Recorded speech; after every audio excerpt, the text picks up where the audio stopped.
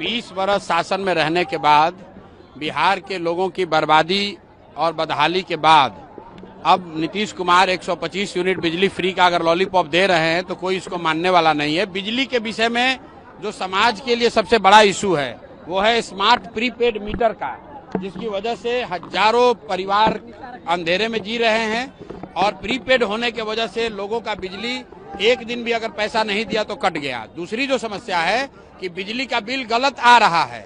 आप बताइए, अगर 100 रुपए के बजाय 500 रुपए बिल आए और फिर उसमें 100 यूनिट आप फ्री कर दीजिए, उससे फायदा क्या है? लोगों का तो उससे नुकसान है। जनता इस झांसे में आने वाली नहीं है। नीतीश कुमार की विदाई तय है। नवंबर के बाद यहाँ बिहार में नया मुख्यमंत्री बन रहा है।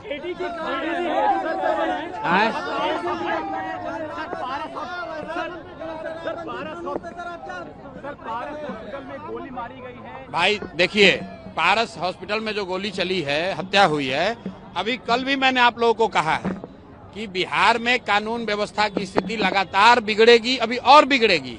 इसलिए बिगड़ेगी कि पूरा पुलिस प्रशासन तो शराब से पैसा कमाने में, बालू माफियाओं के साथ साठगांठ करके पैसा कमाने में, घूस लेने में लगा हुआ है। जितने मंत्री हैं, जितने सरकार के लोग हैं, वो ट्रांसफर पोस्टिंग में करोड़ों रुपए का उगाही कर रहे हैं। तो आप जब पुलिस वाले शराब और बालू से पैसा कमाने में लगे हैं तो कानून व्यवस्था का काम कब करेंगे? तो ये स्थिति न सिर्फ अभी बिगड़ी है, आगे भी बिगड़ने वाली है।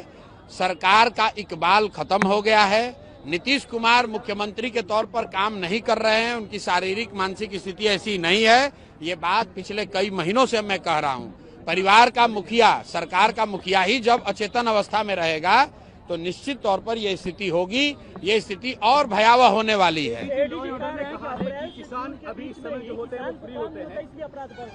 अब एडीजे लॉ एंड ऑर्डर को अगर ऐसा लग रहा है कि किसान जो है वो फ्री है इसलिए अपराध कर रहा है, तो ये उस अफसर की मानसिकता को दिखाता है, सरकार की मानसिकता को दिखाता है और ये बताता है कि बिहार में स्थिति दिनों दिन क्यों खराब हो रही है।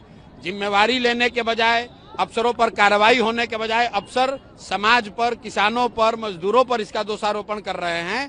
पारस हॉस्पिटल में जहां पर यह हत्या हुई है वो कोई किसान जाकर थोड़ी ना मारा है। वीडियो जारी हुआ है, देख लीजिए।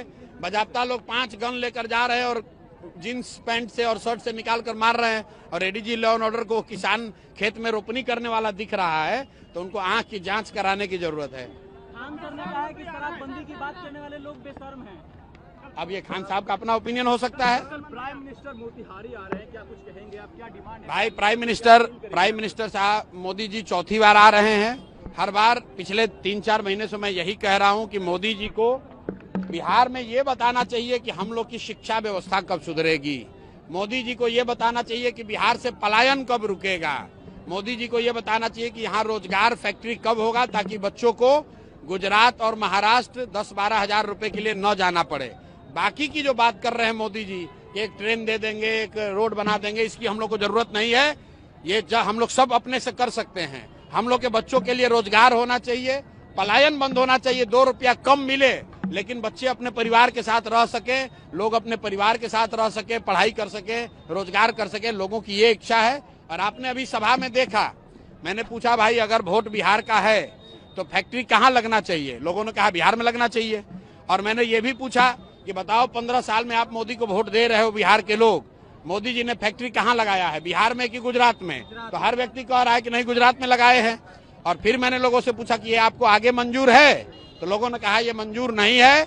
अब ये नहीं चलेगा कि आप वोट बिहार में लीजिएगा और फैक्ट्री गुजरात में लगाइएगा। बिहार में बदलाव होगा, बिहार में जनता का राज होगा, बच्चों के लिए शिक्षा, रोजगार होगा।